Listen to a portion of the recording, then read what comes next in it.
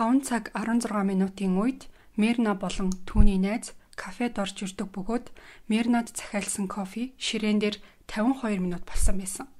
Мирна ширээнд суумагцаа шууд захиалсан байсан мөстэй кофеноосоо том балгана. Балгангуудаа кофе маш муухай амттай байна гэж хэлдэг. Сайн байцгаана уу? За сонсож байгаа цаг үеийн мэндийг хүргэе. За өнөөдрийн ярих хэрэг нь кофетэй холбоотой хэрэг байгаа. Саяхан Монголд бол кофетэй холбоотой хэрэг гараад нэлээд их шуугаад намжсан. Тэгвэл энэ хэрэг нь Индонезид болсон бас нэгэн ижил төрлийн хэрэг байгаа. За үндэсний телевизээр олон хоног шууд цацагдсан бас л кофетэй холбоотой 100-ны алдартай юм гэмт хэрэг ярихаар өнөөдөр бэлтлээ. За энэ гэмт хэрэгт дурдагт хоёр гол хүн болох Джессика болон Мирна нарыг эхлээд танилцуулъя. Энэ хоёр хүн нь хоёулаа Индонезиас гаралтай. Джессика Вонсо болон Мирна Салихин нар Сиднейд Billy Blue Design College-д сурч байхдаа анх танилцаад 8 жилийн турш сайн найзууд явсан байгаа. За бусад найзуудаасаа илүүтэй бие биетэйгээ дотн найзууд байсан байна. Джессика хамт сурч исэн найзууд нь хэлэхдээ баяр хөөртэй, галзуу, тухайн үедээ хизээч гэмт хэрэг хийхэргүй хүн байсан гэж ярьдаг. Сургуулаа төгсөөд Джессика төр оршин суух эрхтэй болж Австралид үлдэн тэндээ амьдран ажиллах болсон. Харин Мирна сургуулаа төгсөөд Индонез руу найз залуу болох Арифтайгаа буцсан байдаг. Тэд 8 жил найзалсан ч зарим нэг үл ойлголцох асуудал үүсч өөрөөр хэлбэл охид хувийн амьдралаа хоорондоо ярилцах үед бие биенийхээ асуудалд хитрхи их хушууд өрх нь илүү дотн байх явдлыг нь хөндөрүүлж исэн. Цааш яриад явхад юу нь яг ямар асуудлаас болоод охтууд хөндөрөх болсон нь дуртагдана. За охтууд аль аль нь нэлээд баян айлын Чинэлэг айлын хүүхдүүд байсан. За Индонез руу буцсан Мирна удалгүй найз залуу болох Эрифтэйгээ хурмаа хийсэн. За тэр хурманда Джессикаг урайгүй бөгөөд үүнд нь маш их уурлаж мөн атаархаж байсан гэж сүлд ярьдаг. За энэ явдлаас нь болоод Мирнаг хорох шалтгаан нь болсон гэж үзэх бас хэцүү. Учир нь гэвэл үүнээс урдны харилцааны сэвэн явсаар гинжин хэлхээс шиг болж эцэст нь энэ хэрэг үйлдэгдэх болсон байхаа гэж үздэг. Мирнагийн амьдралд дөнгөж цэцэглэж хайртай хүнтэйгээ хурмаа хийгээд түүний өмнө ирээдүй ерөнхийдөө гэрэлтжсэн. За энд нь Джессика атаа хорслоо барьж тэглэхгүй байсан. Уг гэмт хэрэг Жакарта дахь нэгэн кафед болсон бөгөөд Джессика тухайн үед Австралид ажиллаж байсан компаниасаа халагдаад төр буцаж ирээд байсан үе. Найзынхаа амьдралд атаархаад хэний ч санаанд оромгүй үйлдэлээр Мирнаг үхэлд хүрэхээр сэтсэн үйл явдал кафед байсан камерт нь бичигдэж үлдсэн бөгөөд уг бичлэг нь хэргийн гол нотлох баримт болж шүүх хуралд ашиглагдах байлаа. За уг гэмт хэргийг үйлдэхдээ Джессика маш тооцоололтой байсан нь харагддаг бөгөөд түүний лурчин болохыг нь нотолж чадвал цаазын ял сонсох магадaltaй гэж таамаглаж исэн. За ингээд хэргийг дэлгэрэнгүй ярьж эхлэе. Тэрээр Индонез руу төр хугацаагаар буцахдаа Джессикадаа уулзъя гэж асуусан. Тэд хоёулахнаа биш, коллежид хамт сурч исэн бас нэг охиныг нь ч мөн дуудсан байгаа. Ингээд 1 сарын 6 Жакартагийн нэгэн худалдааны төвд байдаг Olyvias хэмээх нэртэй Swiss кофений газар 5 цагт уулзахаар тохирдог. Уулзахаасаа 1 цагийн өмнө Джессика уулзах хоёрлууга юу авч уух вэ гэж урьдчилж асуусан бөгөөд би та нарт өнөөдөр уух юм авч өгөө гэж ярьсан байсан. За ингээд өдрийн 3 цаг 30 минутад Джессика кафед орж ирсэн CCTV-д бичигдсэн байгаа. Уулзалт товолсон цагаасаа бүхэл бүтэн 90 минутын өмнө кафед ирж 2 минут кафед байж байгаад буцаад гарч явдаг. Учир нь тэр хоёр найздаа бэлэг авах гэжсэн байгаа. Ингээд 4 цаг 14 минутын үед буцаж орж ирэхдээ гартаа 3 ууттай зүйлтэй орж ирдэг. Тэр бэлэг нь дундаж зэргийн ууттай Bath and Body Works брендийн шингэн савн байсан. За орж ирэхдээ тэр рестораны бүхий л бичлэгийн камерыг ажиглан харж, тойрч явсаар өөрийнхөө суух ширээ рүү яаж тусч байгааг нь ажиглан харж исэн. Цагдаагийн мэдүүлснээр түүний сэдсэн зүйл нь CCTV-д бичигдэхгүй үлдэх аргыг Джессика маш сайн тооцоолсон байсан. Түүний шуух газрын арын камер нь ресторанд байсан ургамлуудаар хаагдж байсныг ч тэр тооцоолсон. Харин зүүн талаас бичсэн камер нь тэдний ширээний бичлэгийг маш тод бичижсэн. Тэр зүүн талд байгаа камерт сэтсэн зүйлээ харагдуулахгүй тулд бэлэг болгож авсан 3 тортой зүйлээ мөн цүнхээ ширээн дээр гаргаж тавьсан. Ингээд найз нарыгаа ирэхээс 1 цагийн өмнө уух юмыг захиалдаг. Мөстэй кофе мөн 2 өөр төрлийн уух юм авсан байсан. CCTV-д бичигдснээр тэр мөстэй кофенд ямар нэг юм хийгээд гараараа хутгаад эргүүлж байгаа юм шиг. Тэр нь гэхдээ нэг тод харагдахгүй ч гэсэн мэдрэгдэхэр байсан гэж үздэг. Утсаараа текст мессеж бичээд байгаа ч юм шиг. Эсвэл өөрийнхөө одоо цүнхнээсээ юм гаргаад гар нь баг зэрэг хөдлөөд байгаа зэрэг нь ер нь бол их сэжигтэй байсан. Учир нь тэр одоо бүх зүйлийг цаасан уут болон цүнхнийгээ цаана хийж исэн байгаа. За ингээд 5 цаг 16 минутын үед Мерна болон түүний найз кафед орж ирдэг бөгөөд Мерна захиалсан кофе ширээн дээр бүхэлдэн 52 минут болсон байсан. Мерна ширээнд суумагцаа шууд захиалсан байсан мөстэй кофеносоо том болгоно. Балгангуудаа кофе маш муухай амттай байна гэж хэлсэн. Кофе маш муухай амттай байна. Энийг амстаа гэж нөгөө хоёртоо хэлсэн чинь тэр хоёр нь юусаа амсаж үзээгүй. Тэр байтугай Джессика Мернад анх шатны тусламж үзүүлэлгүй, ойртохчгүй, ямар ч эмоц үзүүлэлгүй хажууд нь хараа зогсож ирсэн. CCTV-д бичигдсэнийг нь ажиглал тэр балгасныхаа хэдхэн секундын дараанаас гинт эвгүрхэн нүрнийхээ урдуур гараараа сэвж ердөө хэдхэн минутын дотор толгой нарагш болон байдал шууд бишдэж эхэлсэн. Мернаг ухаан балармагц хамгийн түрүүн Джессика кафений менежерийг дуудаж кофе бэлдсэн хүнийг буруутгаж та нар кофенд нь юу хийчвэ? Яагаад энэ хүн ингэж үү гэж асууж заргалдаж эхэлсэн. Кафед байсан хүмүүс Джессика кофенд хорцныг ч мэдээгүй байхад тэр өөрөө эхлэн ам нээж кофеноос боллоо гэж хэлсэн нь маш сэжигтэй байсан. Хинч Мернагийн байдлыг эхлээд ойлгохгүйсэн. Тухайн өдөр Джессика Мернагийн ихэр болох сайн дээр холбогдоод эмнэлэгт хүргэгдсэний дараа лабораторийн шинжилгээний хариу юу гэж гарсан гин зэргээр асууж түн рүү линк явуулан Вьетнамд үйлдвэрлэсэн хуурамч кофенд сианид хэмээх бодис агуулгаддаг гэж байна гэх зэрэг с ิจ гтэй үйлдэлүүд хийсээр л байсан. За кафений менежер эмэгтэй баристагаас асууж юу болсон учрыг ойлгохын тулд түүний уусан кофег нь аваад хадгалсан.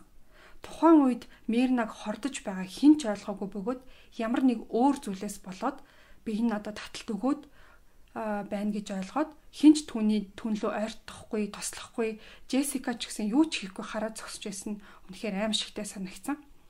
За Мернагийн нөхөрлөө нөгөөх найз Хани гэд найз охин нь залгаад маш сандарсан байдалтайгаар Мерна таталт өгөөд амнаас нь цагаан хөөс гараад байна гэж хэлсэн.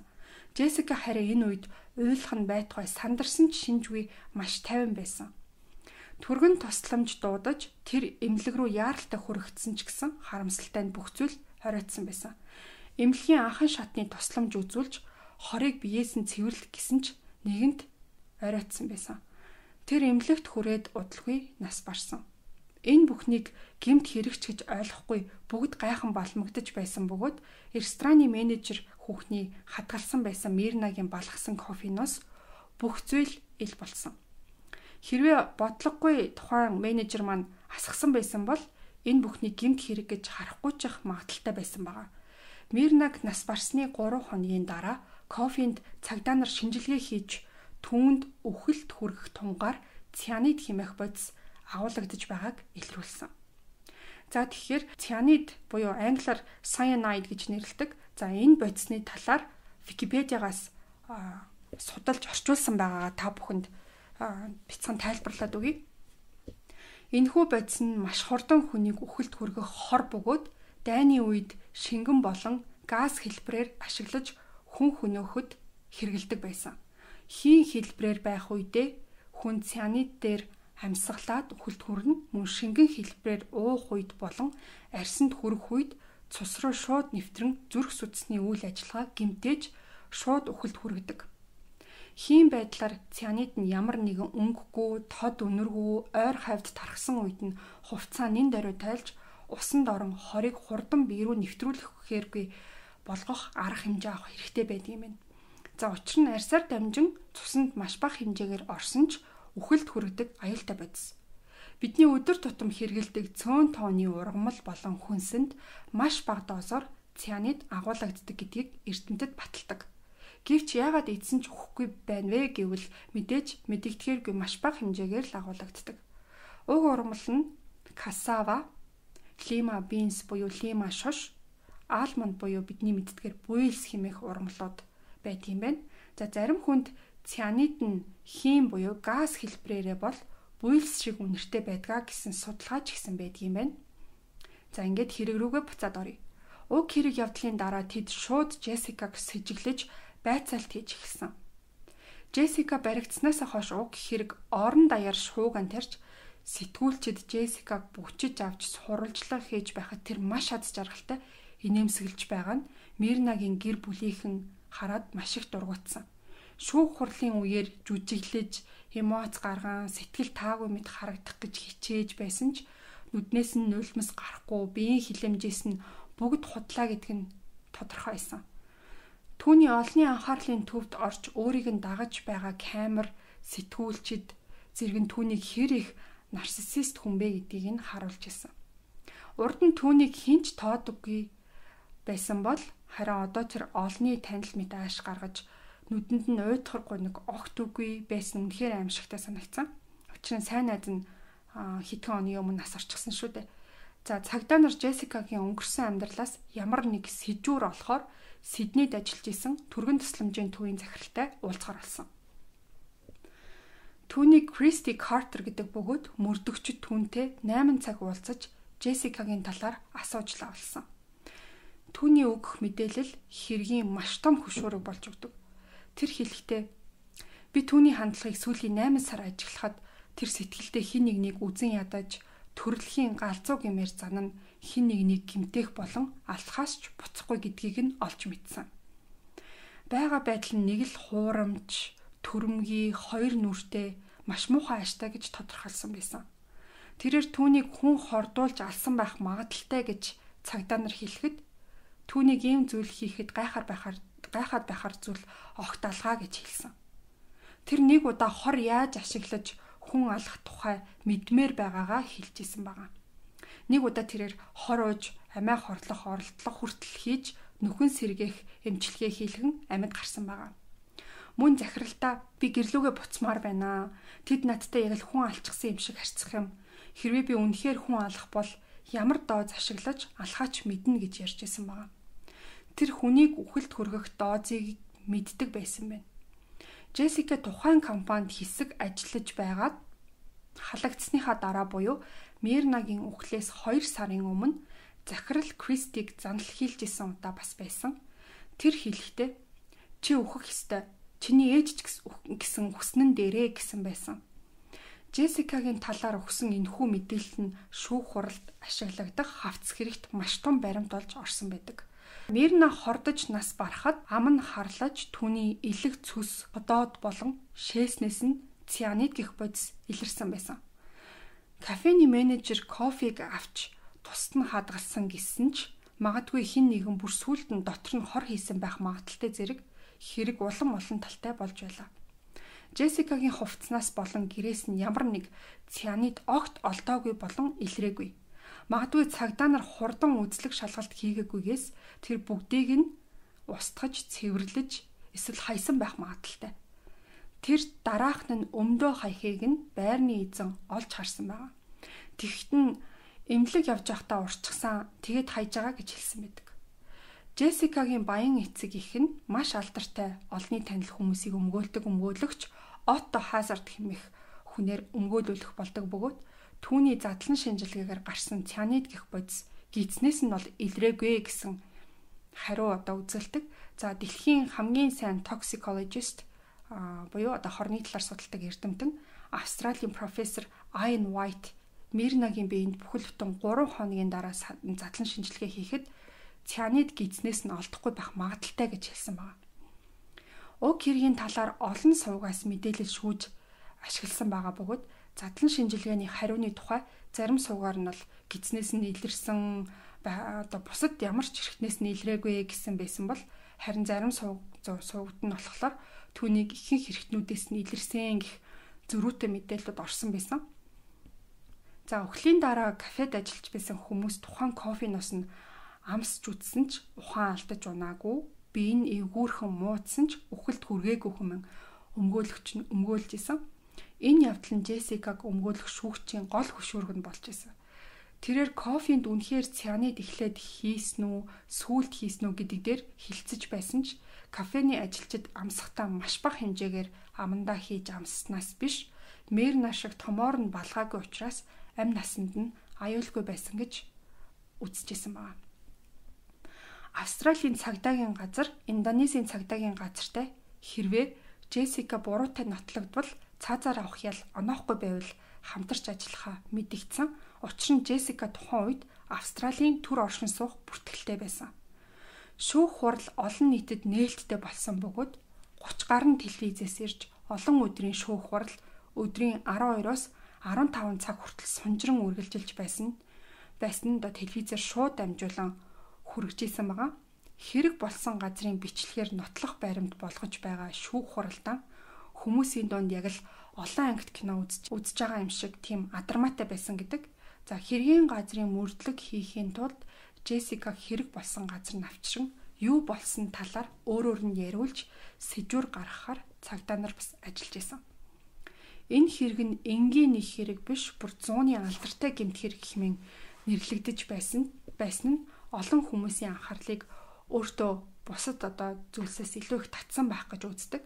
Энэ цианид хэмээх бодисыг 1870 оноос анх хэрэгжилж эхэлсэн бөгөөд Франко-Пруссийн дайны үед дайснаа устгах нэрийдлэр газ хэлбэрээр ашиглаж үүнд нь олон мянган хүн өргөдөж байсан гэдэг. Үүнээс хойш Франц болон Австрийн хооронд болсон дэлхийн 1-р дайнд болон дэлхийн 2-р дайнд нацист германууд дайснаа хордуулахад мөн Иран, Иракийн дайнд ч хэрэглэгдэж хэдэн сая хүн хүчээсэн гэхээр одоо үеийн ийм инхийн цагт найзууд бие биенээ ийм бодисоор хордуулсныг сонсоод бүх хүн шоконд орох нь аргагүй байсан биз. Маш хортой энэ бодисыг мөн газ болон шингэн хэлбэрээр террорист үйл ажиллагаанд хэрэглэж олон хүнийг үхэлд хүргэжсэн байна. Шүүх шудраг үннийг дэнсгэлж зөвхөн үнний тал зогсохыг Мернагийн гэр бүл хүсэж байсан. Өөрөөр хэлбэл амийг амиар 5 сар үргэлжилсэн шүүх хурал Индонезид орон даяар шууд хүрч байсан бөгөөд эцсийн шийдвэр нь 2016 оны 6 сарын 15-нд болж шүүх түүнийг хүн амны хэрэгт буруутхан 20 жил шоронд суух ял оноосон. Энэ нь Индонезийн хуулийн зааснаас зөөлөн шийтгэл байсан ба. Хүн амны хэрэг нотлогдсон тохиолдолд цаазын ялтай улсын байна Индонез. Джессика гаргасан шийдвэрийг нь одоо хүртэл эсэргүүцэж өөрийгөө буруугүй хэмээн зүтгэсээр байдаг. За уг хэрэг явдлыг өшөө авалт гэж үзэх хамгийн гол шалтгаан нь 2 жилийн өмнө Мерна Сидней рүү амралтаараа очиж тэнд байх хугацаанд Джессикатай уулзаж түүнийг Австрали найз залуугаасаа салаа энэ залууга хаяа гэж зөвлөсөнд байгаа. Чи юм хачин залуутай ирэхэд чиний ирээдүй яах вүлээ гэх зэрэгээр Мерна тухайн үед найзыгаа бодож ингэж хэлсэн нь өөр хин нэгэнд бол хитрхи хатуудсан зан гаргасан мэт санагдсан байсан баг. Джессика ингэж хэлхийг нь сонсоод юу ч ярилгүй шууд яваад өгсөн. Үүнээс хойш хин хинэн нүүр нүрээ харалцсан ярилцахаас зайлсхийж хэрвээ уулзвал өөр хин нэгэнтэй хамт байх үедээ л тархаснаас тус тусдаа ерөөсөө уулзалтаа болсон байна. Джессика энэ явдлаас хойш удаа дараа сэтгэл санаа нь тавгөөрхөж 5 ч удаа амиа хорлох орлого хийж эмчилгээнд орж харин нэг удаад нь машинтайгаа байшин мөргөөд эмнэлэгт хүргэсэн байна. Тэрээр машин барьж авах үедээ согтуу байсан нь илэрдэг. Мернач Джессикагаас баг зэрэг айж эхэлсэн байдаг.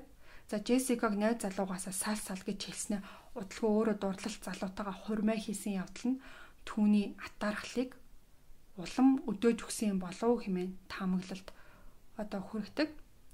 Ял нэгэнтээ авсан ч Джессика уг шүүх хурлыг хитрхийн нэг талыг баримталж шийдвэрээ гаргасан гэж одоо хүртэл эсэргүүцсээр байдаг юм байна.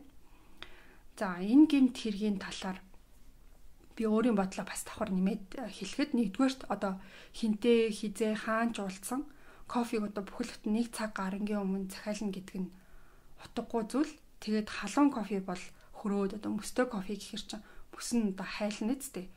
Зохион байгуулалттай гэдэг нь энэгээр ерөнхийдөө харагдаж байгаа гэж үзсэн. За бас Джессикагийн шүүх хурлын үеэрх бие авч яваа байдал нь өстой чөтгөрлөг байсан гэж би бол бодсон. За энэ гэмт хэрэг хүмүүс маш олон нэр өгсөн байт юм байна лээ.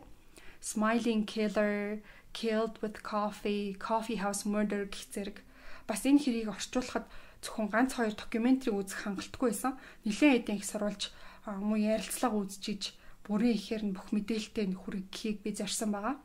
Шүүх хурал нь маш олон өдөр үргэлжилсэн болохоор тэр бүгдийг бас оруулна гэхлээр одоо хэрэг улам сунжраад өмгөөллийн багийн утгагүй гаргаж ирэх кейсүүд нь ер нь аль жоохон уур хурмаар байсан.